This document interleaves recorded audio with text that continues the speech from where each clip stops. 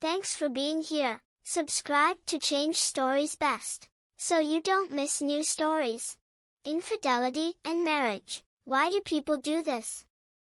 Cheaters are ready to destroy the family, the lives of the people they love, and even their own lives. Gentlemen, the story is about how a husband faces adultery. Will he come out of this situation a winner, or will he lose to his cheating wife? Let's listen in. Today's tale follows Albus, as he uncovers a distressing secret that shakes the foundation of his marriage. Albus is left reeling with shock when he catches sight of his wife engaging in an intimate encounter with another man. This heart-wrenching discovery leads to her abandoning their family, opting instead to run away with her newfound lover. As we embark on this compelling narrative, I hope you all find yourselves engrossed in the intricate details. Now let's shift our attention to Jim and myself, concluding our day shift at the plant and embarking on our shared journey home in my car. Our routine of commuting together, whenever our work schedules align, finds it to be my turn this week to take the wheel. As we depart from the plant, Jim and I were driving home.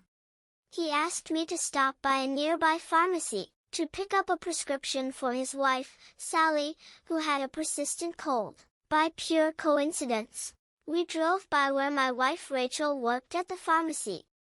Inspired by the spontaneity of the moment, I decided to surprise both Jim and Rachel with a visit. In all of Rachel's years with the company, I had never once taken the opportunity to drop by her workplace.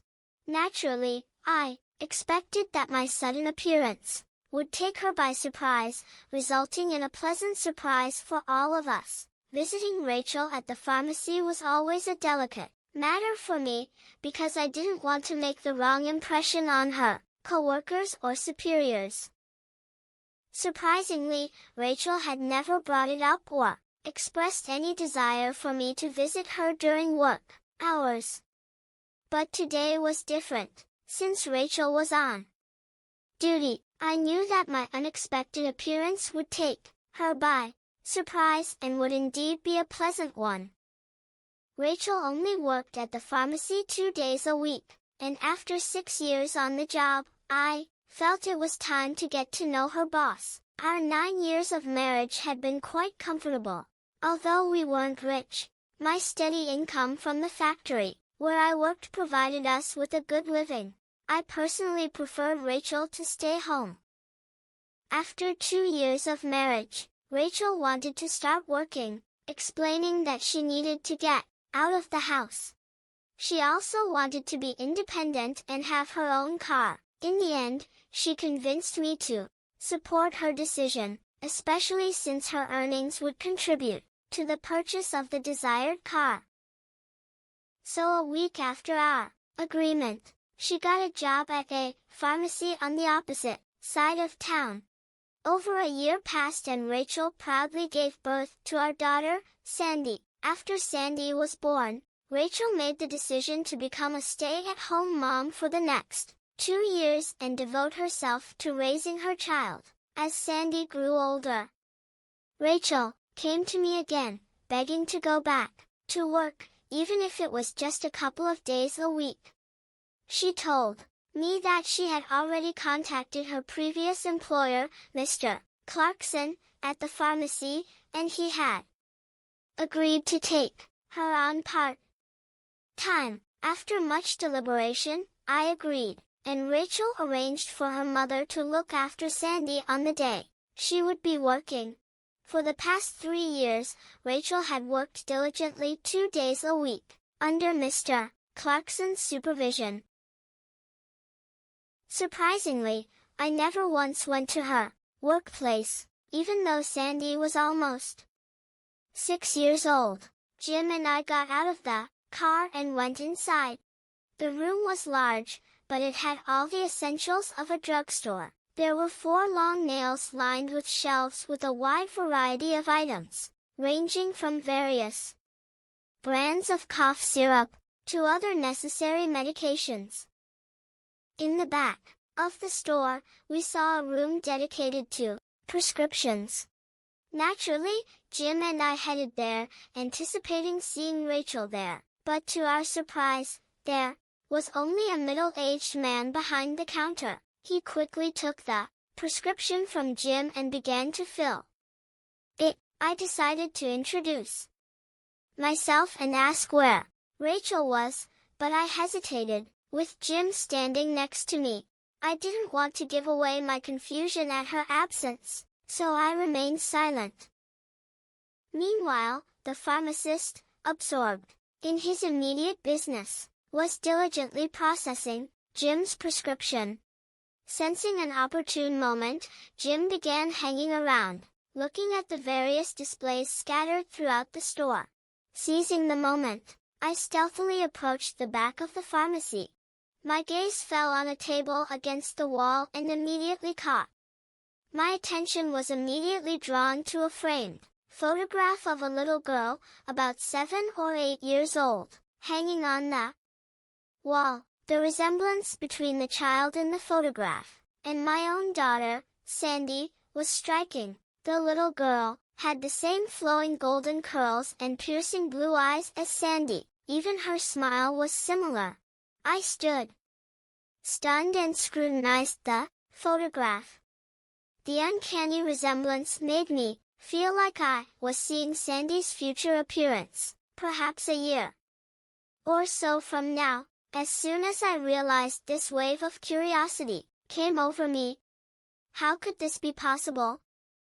I mustered up the courage to ask the pharmacist, who was still busy counting pills. In a hesitant voice, I asked if the child in the picture was his daughter. To my surprise, he shook his head and replied, "No, I only have 2 boys at home. That's Katie, Mr. Clarkson's daughter." His words echoed in my head as I took another look at the photograph. Katie is indeed such a sweet child. I was speechless for a moment, pretending to be interested in some object on a nearby shelf, and slowly stepped back, trying to collect my thoughts. A deep uneasiness settled in me, a nauseous feeling stirring in the back of my mind. How could it be that this Katie looked so strikingly like my own daughter, and where was my wife in all this? A foreboding feeling prickled me, hinting at disturbing answers to these questions, but I was not yet ready to face and accept them. Feeling an urgent need to escape, I made my way to Jim, and quietly told him I would wait for him in the car. As I sat alone with my thoughts, it became increasingly clear to me that Sandy looked nothing like Rachel or me. Her facial features, the realization of that fact only made me more anxious. Rachel and I had similar facial features, brown eyes and dark brown hair. However, Sandy's hair had been a bright blonde color in her early childhood. I remembered the joking conversations of my friends who would banter about the fact that I often ordered pizza at home, or quibble about the color of the mailman's hair. These light-hearted remarks never bothered me, as I was well aware that it was all in jest. But now these innocent jokes resurfaced and began to haunt me. Doubts knotted me non-stop. Was Sandy really my daughter, or was she Mr. Clarkson's child? Uncertainty overwhelmed me, making me question the very basis of my identity as her father. I found it particularly odd that I had never crossed paths with Carl Clarkson, so I knew nothing about his appearance other than that he had blonde hair. Rachel had mentioned it in passing a few times. That evening when Rachel and I found ourselves at home, she couldn't help but notice my silent and pensive mood. Concerned, she asked if something was bothering me. Naturally, I didn't tell her about my visit to her workplace and the thoughts that plagued me. I really wanted to know where she was during my unexpected visit, but I kept my doubts at bay. I understood the need for caution, realizing the delicacy of the situation. Instead of jumping to conclusions and blaming Rachel for something that could only exist in my imagination, I realized the importance of looking for concrete evidence that could confirm or dispel my doubts about my daughter's parentage. The mere thought that my beloved Angel was not my biological child was incredibly agonizing. My love for her was boundless, and for her sake, I was willing to go to any length. Trying to rationalize the situation, I desperately clung to the idea that the similarities between the two girls could be nothing more than a coincidence. But before I could allow myself further doubt, I needed to gather convincing evidence. Despite that, I still had a lingering suspicion in the back of my mind. It lurked, refusing to be ignored. When I fell and I was in bed beside my wife, the weight of the day's events came over me with all its force. If Carol Clarkson was her biological father, that meant Rachel had been deceiving me from the beginning. From the moment she'd started working for him 6 years ago, I'd been under the impression that she was still involved with her lover.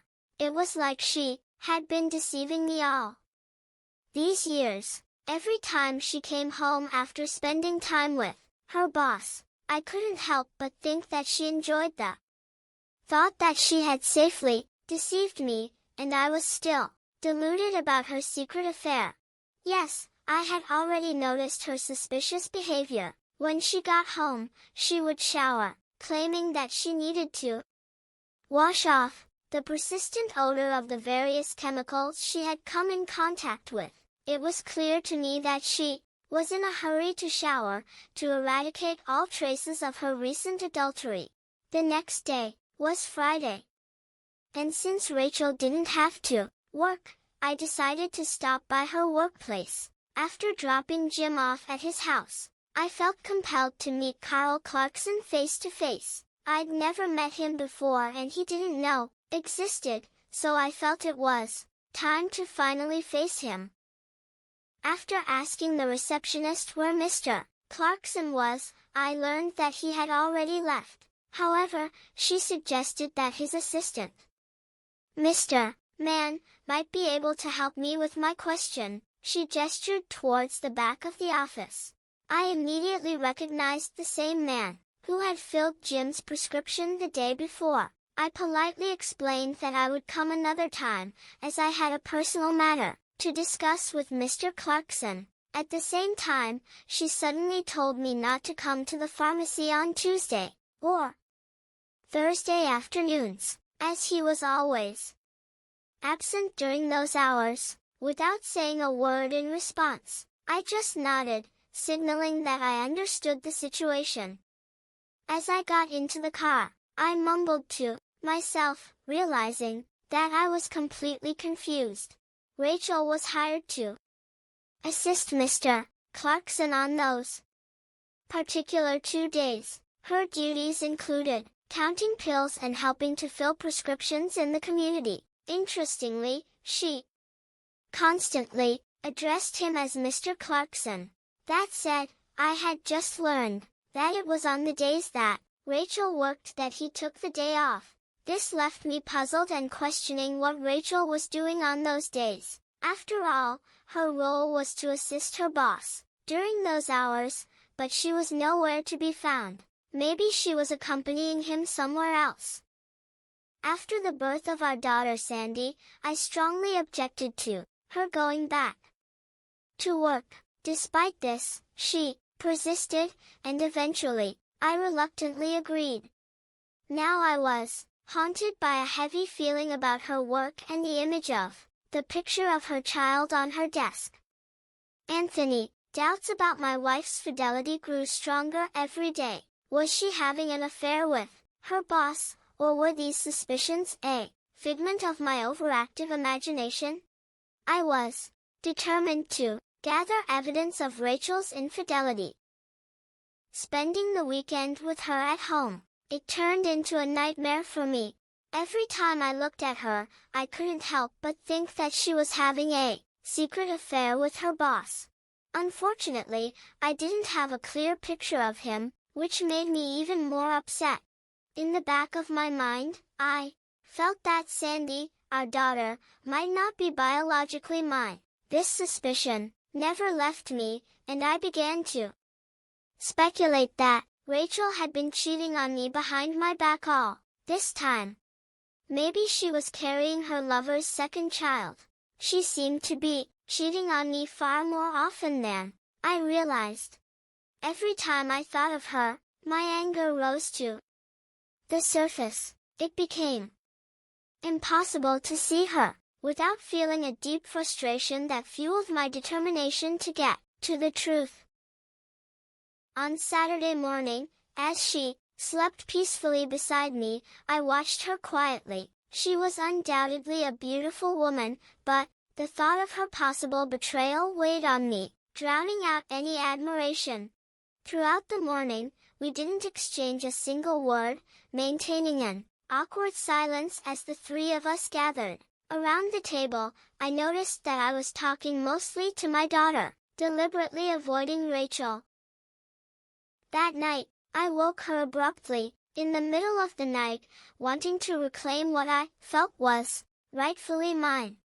There were no tender kisses or sweet words between us, but instead our rough and passionless intimacy. It was my way of getting revenge, punishing her for giving herself to another man. Strangely enough, Rachel never once protested or voiced her displeasure at my strange behavior.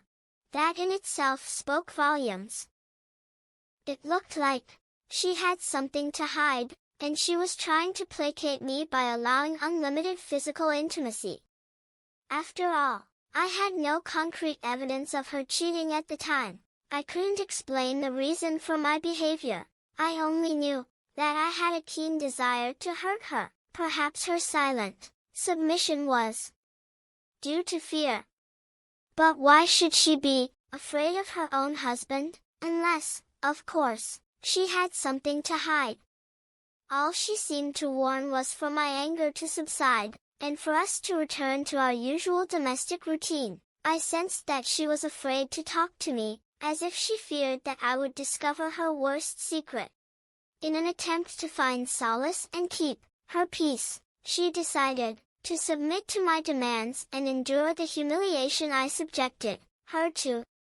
Every day, I became more and more convinced that she was having an affair with her boss. I now firmly believed that their illicit relationship had been going on for years. Throughout my life, I had always been a caring and attentive husband. I used to pride myself on being a caring and attentive husband to my wife. But now I began to use her body solely to satisfy my own desires, completely ignoring her desires. The emotional connection between us was gone, and I stopped seeing her as a beloved partner. In some strange impulse, I sought retribution by being selfish and forceful during our intimate moments. I felt no remorse, believing that she deserved to be treated that way. As time went on, I began to notice a growing sense of anxiety and fear in her expression. One evening, I sat across from her at the kitchen table and watched her eat in silence. There was an undeniable tension in the air, and I sensed that she suspected that I had found out about her affair with Carl. She was hesitant to put the matter directly and to enter into an open conversation with me. I could not understand why she was so afraid, for I had never been a violent man. Perhaps she wasn't ready to end our marriage, wanting the security it provided, and at the same time creating the thrill of her secret relationship. Did her affair with her boss cause her to become entangled in this web of deceit? Determined to find out the truth, I decided to gather evidence of her adultery. To do so, I decided to take the following Tuesday off and follow her to her place of employment. I was firmly convinced that their meeting had not taken place at the pharmacy, where she worked, and concluded that they must have met elsewhere to deceive me. Consequently, I devised a plan to borrow Jim's truck for the day, which would allow me to follow her discreetly without attracting attention. Tuesday morning I dressed in my usual work suit, as if everything was business as usual. Then I went to pick Jim up from his house, handing in my car keys in return. After picking up his car, I drove back home and parked it a few houses away so I could get a good view of my house. Not a few minutes later, I saw Rachel getting into her car, accompanied by Sandy. I moved cautiously behind them as they made their way to Sandy's school, trying not to draw too much attention to myself. I watched my daughter get out of the car and head to school. Rachel, as before, drove straight to the drugstore. I parked Jim's car on the opposite side of the street and made myself comfortable, waiting quietly and listening to the soft tunes on the radio. Although I didn't know exactly what was in store for me, I was firmly convinced that some kind of exposure was bound to happen. From my seat, I had a good view of Rachel's red Toyota and the adjacent parking spaces near the pharmacy. I was determined to stay there all day if I had to. Just 30 minutes after Rachel entered the pharmacy, my attention was caught by a gorgeous black SUV maneuvering into the parking lot. The driver smoothly pulled into a spot adjacent to my wife's Toyota. A tall, perfectly dressed man of about 35 got out of the car. He opened a separate entrance adjacent to the parking lot that will allow access to the pharmacy. As soon as I saw him getting out of the car, I was struck by lightning, realizing that he was the father of the girl in the pictures I had seen before. It all made sense now. This man was most likely not only my wife's lover, but also Sandy's biological father. For 6 long years, he had deceived me by playing the role of a stranger and hiding from view. A flash of anger coursed through my veins, fueling the urge to run after him and vent my rage. I was also strongly tempted to be violent with my wife, but I realized that such actions belonged to a period of emotional distress that had passed. I was 6 years too late to react to my anger. Perhaps if I had confronted her after the first or second instance of infidelity, there might have been a chance to save our marriage. But after 6 years of continuous cheating, that happened maybe twice a week, any hope of reconciliation was gone. It was time to end our relationship with her and make them both answer for the consequences of their actions. Thoughts of revenge consumed me. I sat patiently in Jim's car until noon. Suddenly the door opened and Rachel and her lover came out of the building. As they left the building, smiles shone on their faces. That could fool anyone who didn't know their true nature. Like a satisfied couple, they got into his SUV and drove off. Following their black vehicle was not difficult, as my wife's lover expressed no desire to hurry. After 15 minutes of navigating, we found ourselves on a country road that led to a lake. Another 10 minutes passed and I watched them turn determinedly toward the driveway of a charming log cottage located on the lakeshore. Consciously, I parked Jim's car a half-mile from their spot, concealing my presence. I walked quietly toward the cottage, noticing the tall and neatly trimmed cedar hedge that surrounded the grounds. Fortunately, the barrier shielded me from prying eyes, ensuring the complete privacy of my observations. Cautiously, I began a leisurely walk around the house, until I heard sounds coming from an open window on the left side of the cottage. Cautiously approaching it, I was soon able to peer through the partially ajar window, which was as high as my shoulders. There was a dim illumination, inside from which my eyes had to adjust, for a moment. After a few seconds, I realized what was happening in the room. I recognized the silhouettes of a man and a woman engaged in intimate acts on the bed. They were completely immersed in their desires, lost in pleasure. As I focused on the man's face, it became apparent that he bore a striking resemblance to Sandy, my daughter. The thin nose, hair color, and eyes all matched her face perfectly. In an instant, all doubt vanished. It was undeniable, Carl Clarkson was indeed Sandy's biological father. The realization hit me like a tidal wave. Carl Clarkson, my wife's lover, was the father of Sandy, my only daughter. All these years, my wife had lied to me, making me believe I was her biological father, and she and Carl had laughed at my stupidity. In their eyes, I must have been the epitome of stupidity, unwittingly raising someone else's child.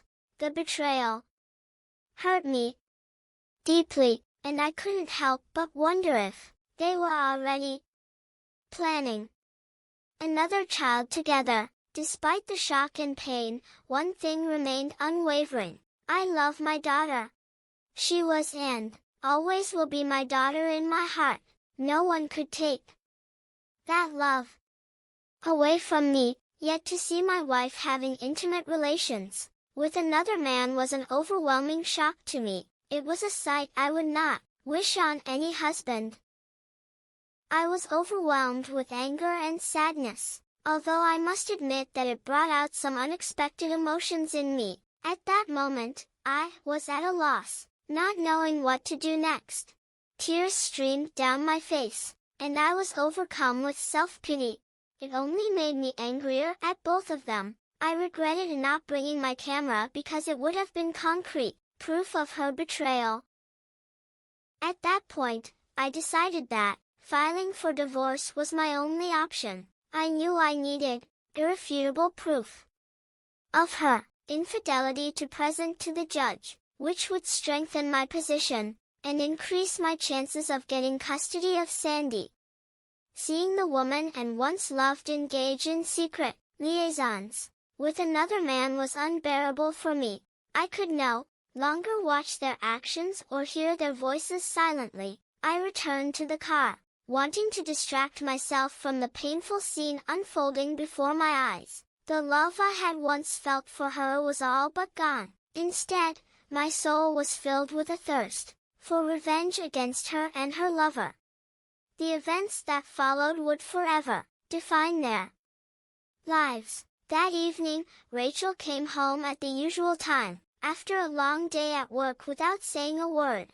She went upstairs to take a refreshing shower while I busied myself with preparing dinner for our family, which was a regular occurrence on the day she worked. Our conversation was sparse, but we both gave our full attention to Sandy, who eagerly talked about how she had spent the day at school.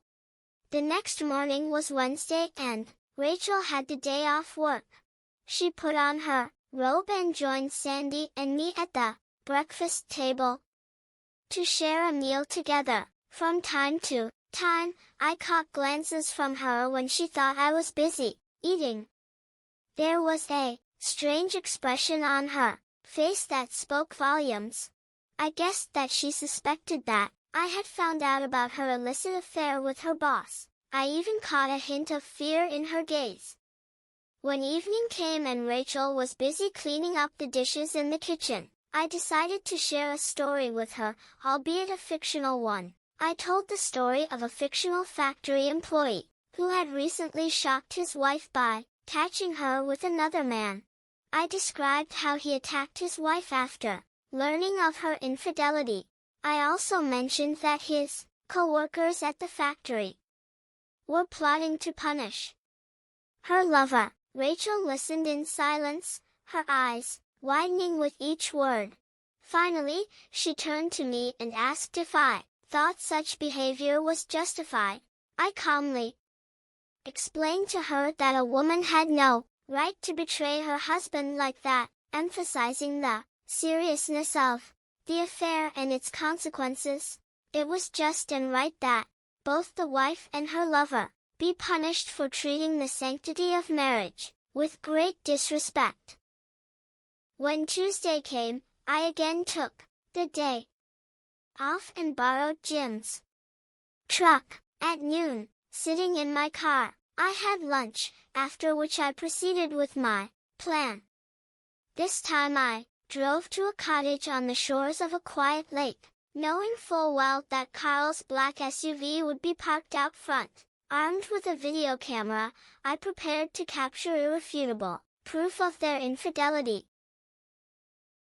This proof was necessary not only to gain custody of Sandy, but also to reveal the truth to Carl's unsuspecting wife. I wanted to hurt him as much as possible. He would pay dearly for the thrill of his illicit affair with my wife. At one time, I had considered doing DNA tests on both myself and Sandy, intending to use it as conclusive evidence of her infidelity, but I soon realized that even if I could prove that I was not Sandy's biological father, it would give my wife the opportunity to take Sandy away from me in court. Instead, I decided to pretend I didn't know this fact, hoping that the videotape of their intimate encounters would be proof enough. Once again, like last time, they were engrossed in their playful antics on the bed. But this time I was videotaping every intimate detail. While discreetly filming their actions, I overheard Carl talk about his intentions to make sure his wife could never get her driver's license, which would prevent her from following him. Later, Rachel confided to Carl that I had been acting strange the past few days. She was overcome with an unsettling fear, suspected I might be aware of their illicit affair. I could sense Carl's growing nervousness. I realized I'd gotten enough footage of this insidious betrayal. I returned home, taking on the familiar role of cooking dinner. While she was at work, she usually finished work at 6 o'clock and came home 15 minutes after the end of the day. It suddenly dawned on me that during these work hours, she and Carl must have been engaged in a secret tryst, from 2:30 to 5:30 p.m., while I was diligently preparing meals for our family, unaware of the impending dissolution of our once friendly household. That same evening, a decision formed in my mind. I would utilize the power of their shared fear of me. It is important to note that violence does not define my character. I must admit, however, that the fictitious story of the factory worker who resorted to violence when he learned of his wife's infidelity really shook her to the core. Combined with the newfound confidence and power I had over her body and soul, it probably played a significant role in creating the image she had of me. At this point, I assumed that she was simply stalling for time, eagerly awaiting an event that would help her rid herself of our connection. Perhaps she was looking forward to the day when she could hand me the divorce papers, allowing her to find comfort in the arms of her lover forever. The following Wednesday at dinner, I broached the subject, again, mentioning an unhappy husband from work. I recounted how he had finally taken revenge on the lover who had messed around with his unfaithful wife. I emphasized convincingly that this woman's lover was now lying in a hospital bed and receiving the punishment he deserved. Continuing to fan the flames of her fear, I revealed that the husband who betrayed her had initiated divorce proceedings demanding custody of their children as well. I could feel Rachel's intense shock as she absorbed my words. She continued to eat in silence, but her trembling hands betrayed her inner turmoil. The next day, returning from a secret rendezvous, she was visibly nervous. From her transparent eyes to my observant gaze came fear. During dinner, I deliberately started a conversation about her work, subtly, inquiring about her boss, his appearance, his family, and other details. Until the day, I had never been interested in her boss, so my sudden curiosity about him made her uncomfortable, and me positive. I began to ask about her duties at the pharmacy, and to find out how satisfied she was with her job. To reinforce her doubts and stoke her fears, I casually mentioned that I might one day surprise her with a visit to her workplace. Her face showed shock, but she remained silent with a strange expression on her face. She nodded slowly, unable to find the words. Over the weekend, I decided to take Rachel and Sandy out to dinner, trying to keep up the semblance of a loving family. But even Sandy could sense how her mother's behavior had changed over the past few weeks. My daughter saw comfort in me directing her questions, and seeking the comfort of an embrace solely in my presence. That evening, as we were nearing the end of our meal at the restaurant, Sandy excused herself to the restroom, leaving us alone. Taking advantage of the moment of privacy, I gently asked Rachel if something was bothering her and if she wanted to share her worries with me. Understand me, dear Roger. I've noticed a change in you over the past few weeks, she began, confusion and concern evident in her voice. It's been a long time since you've been close to me. Tell me, when was the last time we made love? Her gaze settled on me. Concern reflected on her face. It was obvious that she was starting to feel remorse, but it was equally obvious that confessing her infidelity wasn't part of her plan. Even if she had apologized and confessed, I knew I couldn't forgive her. It was too late now. Her actions, that she had committed, not only against our marriage, but against Sandy as well, were unforgivable. Deep down, she realized it too. You know I love you, Roger, she whispered, desperation sounding in her words. But lately I don't see love in your eyes when you look at me. It feels like hate. Taking a deep breath, I met her gaze, unable to hold back any longer. Tell me, Rachel, are you cheating on me? If so, then our relationship is over and you will never see our daughter again. I can guarantee you that with those firm words, I finally revealed the truth that had been weighing on my heart. The truth was revealed and hung in the air between us. Rachel's eyes met mine and her face was shocked and speechless. I watched as tears came to her eyes, their appearance an unexpected display of her emotions. She abruptly grabbed her purse and ran out of the restaurant, leaving only an uncertain trail behind her. While Sandy was in the restroom, I settled the bill and waited patiently for her to join me. As I left the restaurant, I saw Rachel standing by the car, her eyes red with tears. But she couldn't cry anymore. The following Monday, I went to my supervisor and applied for a 2-week vacation. The gravity of the situation made me take a step back and evaluate my next steps. At first, my boss was hesitant when I asked for 2 weeks of vacation, but after explaining the seriousness of my family crisis, he agreed and acquiesced to my request. Toward evening that same day, I found myself in the parking lot of Carl's house, contemplating my next steps.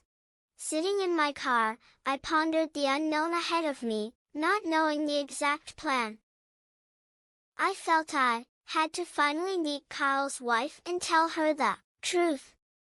I caught a glimpse of her in the backyard by the pool, and it strengthened my resolve. The woman was taller than Rachel, and her light brown hair looked like my wife's. With all my strength, I got out of the car and walked to the fence entrance with bated breath. I slowly made my way across the backyard, watching her rearrange the chairs around the pool. Finally reaching her, I introduced myself in a trembling voice. I'm Roger Weldon, and my wife, Rachel, works alongside your husband at the pharmacy. Her gaze froze in unusual tension for a moment, and then a smile appeared on her lips. She held out her hand, accepting my introduction. Yes, of course I've heard of Rachel, although we've never met. Claudine Clarkson replied, with a warm smile, and our hands intertwined in a friendly greeting. At that moment, it became clear to me that she knew nothing of her husband's affair with my wife. As I considered the gravity of the truth I was about to share with her, I realized that there was no escaping the devastating effect this revelation would have on her. Nevertheless, she deserved to know the real story.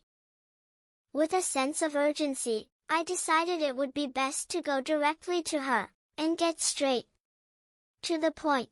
I apologize for the summer nature of this meeting, Mrs. Clarkson, I began, my tone reflecting the gravity of the situation.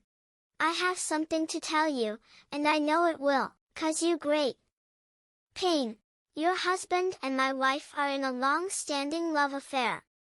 The words hung in the air as she stood before me with a frozen expression of shock on her face for a few silent moments. She stared at me intently, her mouth slightly ajar.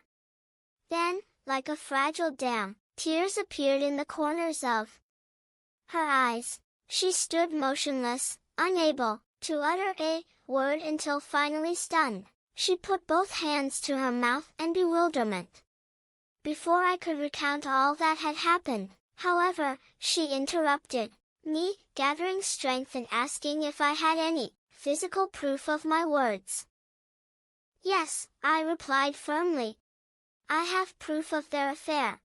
I have photographs of them together at your lakeside cottage, and I'm afraid more evidence could be found. Their relationship lasted more than 6 years. As soon as those words escaped my lips, they were followed by another horrifying revelation. In addition, I strongly suspected that your husband is the biological father of my daughter. The gravity of the statement made Claudine lose her composure. A fit of tears came over her, and I quickly helped her into the house. As I walked her to the couch, I waited patiently, giving her a few minutes to recover from her tumultuous emotions. Taking a seat in front of her, I carefully pulled a picture of my daughter out of my wallet and held it out to Claudine. This is Sandy, my daughter. I began noticing Sandy's obvious resemblance to her husband. Note her striking resemblance to your husband. Same blonde hair, same thin nose, high cheekbones. Moreover, she bears a striking resemblance to your own daughter. At these words, I turned my attention to the photograph of her daughter hanging on the mantelpiece. Rising from my seat, I picked it up and carefully placed both pictures side by side on the coffee table in front of her. Look at that undeniable resemblance, Mrs. Clarkson, I asked, emphasizing the connection between our daughters. Indeed, the resemblance between our daughters is striking.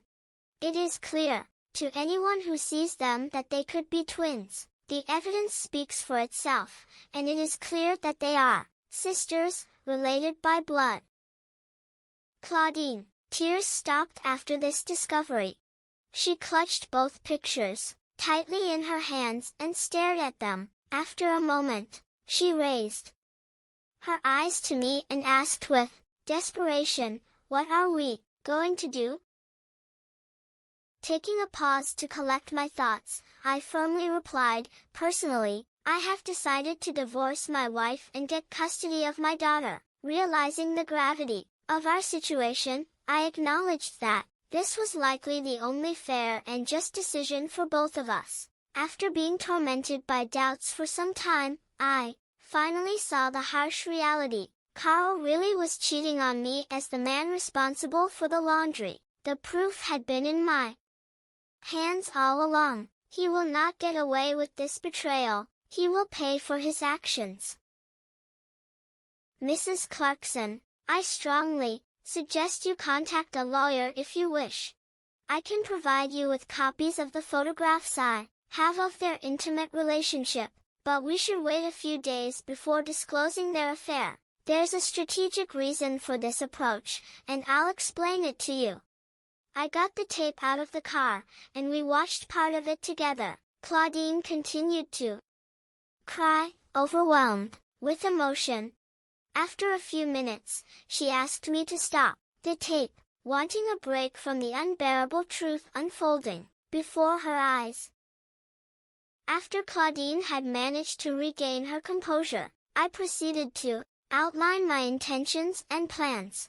I suggested that we both wait a few days before informing the couple of what we knew about their affair. With a heavy heart, she reluctantly agreed to this course of action on Tuesday. I sought the advice of my attorney, sharing with him the photos I had received of the unfaithful wife. But the lawyer explained that getting custody of Sandy would not be easy, especially since I am not her biological father. He warned that if my wife demanded a DNA test and proved that I was not Sandy's biological father, it could significantly weaken my argument. Given the advice of an attorney and the possible consequences, I realized that a child support lawsuit against Carl would likely result in the loss of custody of Sandy, an outcome I desperately wanted to avoid. Upon realizing this, I made the decision to stop any legal action for the time being. Realizing the need to take matters into my own hands, I decided to devise a plan that would force my wife to leave our home and voluntarily relinquish custody of Sandy in my favor. This became my new goal, and I began to chart a complicated path to ensure my daughter's safety and well-being. If I could somehow convince my wife to go away with her lover, even if only for a short time, it might play in my favor. By doing so, she would create a dubious situation that would call into question her ability to gain custody of our daughter in the event of our divorce. At this point, no DNA tests had been done, providing no concrete evidence that I was not Sandy's biological father. It dawned on me that the judge would not look favorably on a mother who was having an affair with another man. When Rachel came home from work that afternoon, I noticed clear signs of her cheating. Her lips were slippery and moist, indicating that she had been intimate. When Rachel found out that I knew about her secret affair, tears streamed down her face and she began to apologize to me. She tried to talk to me, expressing her remorse and repeating that she was sorry for what she had done. I remained silent, offering no words of comfort or response. Sensing my indifference, she began to say that she would enter a affair with Carl and quit her job. She claimed to love only me and begged me to forgive her, promising to redeem herself. But it was quite obvious to me that she was lying. Hearing the derogatory remarks she made about me while at the cottage with her lover, I realized that she had no sincere intention of leaving him. Despite her attempts to buy time, it was becoming painfully clear that Rachel had made the decision to leave me for Carl. The only thing keeping her from leaving immediately was Sandy, and her fear of my immediate reaction to get Rachel to run off with her boss. I realized I needed to increase her fear. I wanted her to fear not only for her own safety, but also for the safety of her lover. In a calm tone, I made it clear that forgiveness was out of the question. I explicitly warned her that my revenge on her and Carl would be excruciatingly painful. In doing so, I deliberately left out the fact that I was not Sandy's biological father. Later that afternoon, I honored my recommendation and drove to Claudia's home. She sought legal advice from the same lawyer I had hired. Claudine told me that her lawyer had already made significant progress on the divorce papers for both of us. She also told me that her husband had been acting strangely for the past 24 hours. She had noticed him discreetly loading boxes into his SUV, unaware that she was watching him from the yard. From this, she concluded that he was secretly planning to abandon the family. I reassured Claudine, explaining that this unexpected development could be good for her. If her husband decided to leave them, it would greatly improve her chances of obtaining custody of her daughter. I emphasized that by abandoning his family, he would jeopardize everything. Such actions will reflect poorly on him in the eyes of a judge. If it comes to that, naturally, Rachel didn't show up for work on Tuesday.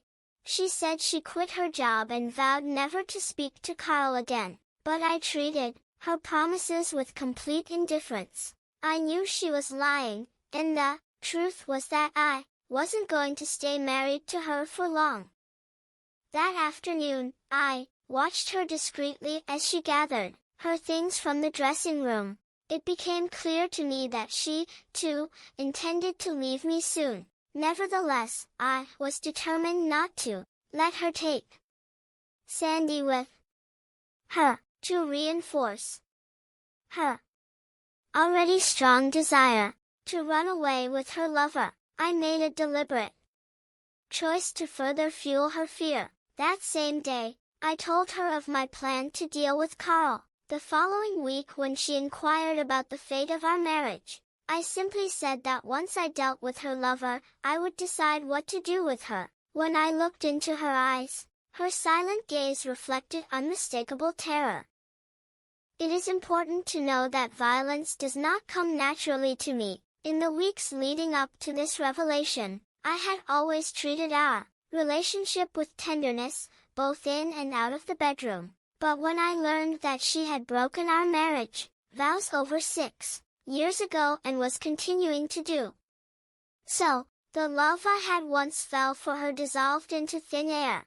I transformed into a different person, a person racked with sadness and anger. It is important to note that this transformation did not lead me to violence, but rather to deep emotional distress. The next day, I walked Sandy to school and tried to talk to the person in charge of her education. I approached the principal of the school, where Sandy attends, and urgently explained the seriousness of the situation. I made it clear that my wife intended to run away with another man and possibly even kidnap our daughter. I emphasized that under no circumstances would I allow Sandy to leave the school grounds with my wife or anyone else without my express permission to ensure Sandy's safety. I devised a plan whereby each day, I would personally drive her to school and ask her to wait inside until I returned for her. This way, she would be under the school's tight security until I arrived. After picking Sandy up from school, I returned home knowing full well, and my wife was on the verge of running away from me. I drove to Claudia's house in the evening, knowing full well that my absence would likely force my wife to use the phone to contact Carl. I was glad for the opportunity, though, since I was counting on them to carry out their plan to elope together. My main desire was to cut my wife out of my life and get as far away from Carl as possible. Filing divorce papers with an unfaithful wife was no longer an option, as there was a significant risk that she would use the legal process to take Sandy away from me.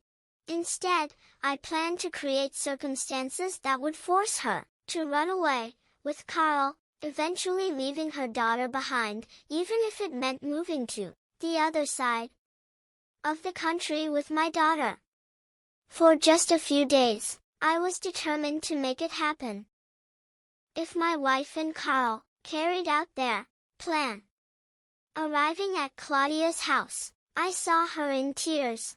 She told me that Carl had taken almost all of his belongings without explaining the reason for his sudden departure. It was clear to me that he was waiting for a convenient moment when I wasn't home to meet Rachel. My first priority, however, was to make sure they didn't take Sandy with them. Without hesitation, I immediately drove to the school where Sandy was attending. To my horror, as soon as I pulled up, I noticed Carl's car driving slowly past the school. To my horror, I saw Carl accompanied by my wife, who had noticed me parking my car outside the school. Realizing that they had been spotted, they hurriedly drove away.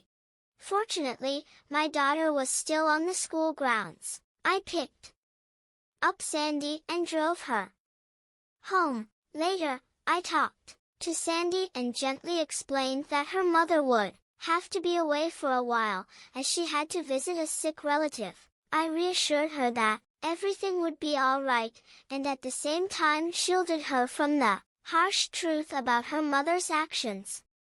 The next day, I took the necessary precautions and changed all the locks on the doors of my house. Then I met with my lawyer and informed him that Rachel had left her family and gone into hiding with her lover. I then contacted a real estate agent to ask for the necessary assistance in selling the house as soon as possible, specifying that it was in my name only, knowing that the paperwork would not be a problem. I stated that I needed to sell the house immediately. That evening, I contacted Claudine, and I heard on the other end of the phone that she was in tears. She tearfully told me that Carl had left a note on her bed. In the note, he said that he had fallen in love with someone else, which had prompted him to leave the marriage. In addition, he said that he had consulted his lawyer the week before, which had resulted in the house and cottage being transferred solely in her name. He had also left her a small sum of money deposited in the bank. Overwhelmed with sympathy, I could not help feeling a sense of responsibility for the sad circumstances that had befallen her. Afterward, I explained to her that my daughter, Sandy, was very much affected by her mother's absence from her home. As I was about to place my order for a huge pizza and salad, I persuaded her to bring Katie along so they could join us for dinner. To my surprise, not 15 minutes later, Claudine and Katie graced us with their presence in my home. As I later recalled, inviting them to dinner turned out to be one of the best decisions of my life. A wonderful friendship developed between my daughter and Katie, and they bonded quickly, which helped mitigate her mother's absence. Kathy's presence was instrumental in filling some of the void left behind. Personally, I found solace and comfort in Claudia's company. Together, we spent an evening filled with warmth and companionship, experiencing moments of genuine pleasure and tranquility. Things progressed rapidly from there. Claudine and I formed a strong bond and became close friends. She made the decision to sell her cottage and house and moved in with me a few weeks later. Our relationship grew into that of a loving family with two beautiful daughters. To outsiders, it seemed like we were a married couple, happy and united. Realizing the need for a fresh start, I quickly got busy selling my home. I discussed with Claudine the importance of moving to a place where it would be difficult for our spouses to find us if they tried. Together, we planned a future where we could build a new life away from the past. Less than a month after Rachel left, I found myself in Texas with Claudine and her two girls. For many years, I had a successful career as a contractor and used my skills to build a beautiful home and a welcoming town. Gradually, I became convinced that this profession was lucrative and allowed me to thrive. I now have a staff of 5 people working under my supervision. It has been 5 years since Claudine and I moved to Texas. We are perceived in our community as a prosperous, happy, married couple, raising 2 daughters, Cindy and Katie. Just last year we were blessed with the birth of our baby boy. Although we have not had contact with Rachel and Carl over the years, Claudine and I have not given up hope for their well-being and at the same time, cherish the life we have built together. It's unlikely we'll ever hear from them again. Perhaps by now, they have realized the consequences of their actions, for cheaters often pay for their actions harshly. Their affair caused them to lose all contact with their daughters. As for us, life has become incredibly sweet. We have built a happy and fulfilling life, free from the shadows of infidelity. Our family is full of love and joy, and we treasure every moment we spend together.